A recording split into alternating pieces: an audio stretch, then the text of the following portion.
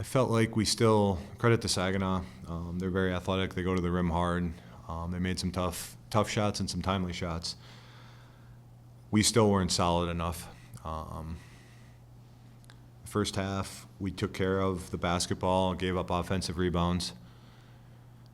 And those were the two keys to the game that we talked about pretty much all week. The second half, by the numbers, we rebounded better. There was still a timely offensive rebound or two. But then we turned it over in the second half. And we need to do that for the complete game. I thought our guys fought. There was some really good individual efforts, and we played hard. They made a couple more plays than us, and there were some things we definitely controlled mistakes on us, but Saginaw played a good game. Can't ask much more of Marcus, can you? 39 points. He did everything except make that last shot. No doubt, and you'd love to get a better look, but I think everybody in the gym knew that the ball was going to Marcus, but at the same time, when he had the game he had and says, give me the ball, you're going to give him the ball. I mean, I've been in that situation, and I've coached a lot of big-time scorers. These guys have scored a ton of points and been All-Americans as scorers, and you put the ball in their hands, and he's only a sophomore. I mean, he's looking at a special career. To score the way he did tonight with that efficiency is pretty awesome. He went through kind of a little stretch there early in the second half, but then he got a couple free throws, and all of a sudden everything starts clicking for him again. And what do you feel like he's doing well right now that works? He's a scorer. I mean, the first day I called him, recruiting him, Marcus, we're bringing you in here to be a scorer. And you saw some of it last year where people probably said, why are you letting him take some of these shots? And he's forcing some stuff, and some of them look like bad misses. And I'm just telling you, that's the faith I have in Marcus. Since the day I recruited him, I watched a year and a half, 2 years of his high school and a lot of AAU games. And Mark, you're going to be a scorer. I mean, some guys are that. We've had other guys like that here. Some of them, they're going to get buckets. I mean, that's just what they are. And he's got a chance to be really good. You had, I think, 3 guys finishing double figures. That's pretty good depth, considering.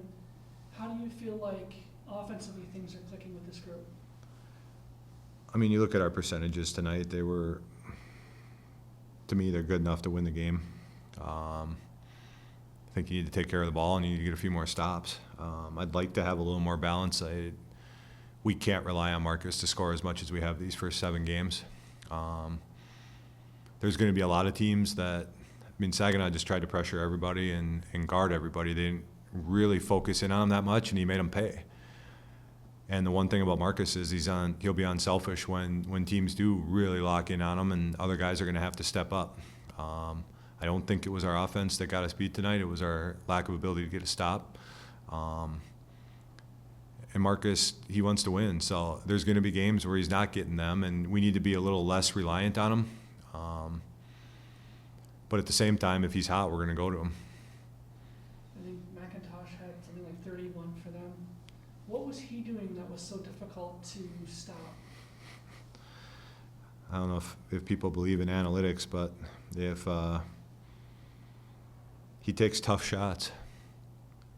He takes the long contested twos that are supposed to be the worst shot in basketball, and he makes tough shots. There was a couple times we fouled him that I didn't think we needed to, and he made some ridiculous shots. And you know what? I thought Nate worked his butt off on him, and I don't know how many more options we had. Right now, Nate's our best on the ball defender, and I don't know if Nate couldn't guard him. I don't think we had anybody else that could. And we tried to go zone some. At times it messed things up, but they're good enough that they're going to pick apart your zone a little bit too. I wanted to ask about Nate too, because it seemed like Nate did everything he could, and it just.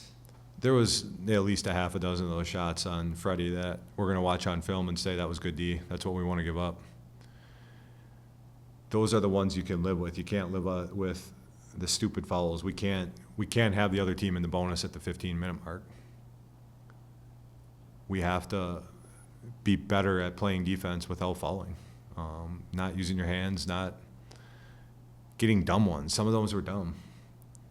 I mean, just fouls that didn't need to happen early in the second half, and now you're playing the whole time where every bump, nick, bad break puts them on the line for 2.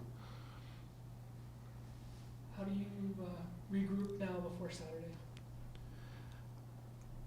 I mean, we got some resilient guys, and I mean, we need to.